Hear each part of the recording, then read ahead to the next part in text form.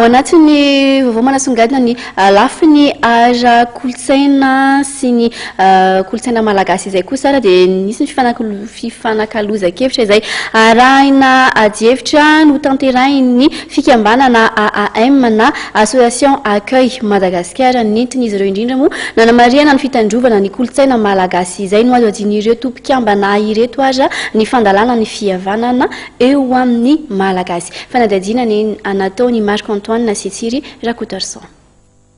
Ny fitandronan'ny kolotsaina malagasy no antom-pisian'ny fikambanana AAM na Association Accueil Madagascar izay ahitana mpikambana vehivavy renim-pianakaviana avy amin'ny sehatra maro samihafa.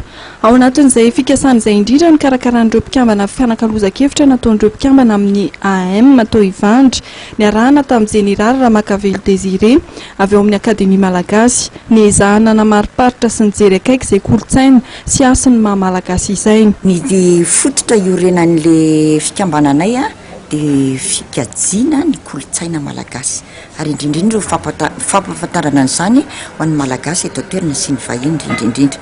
Androany nefa ny dia natokanay mihitsy ohatran'ny hoe resaka malagasy fotsiny ilay satria toedra raha tena ifotoran'ny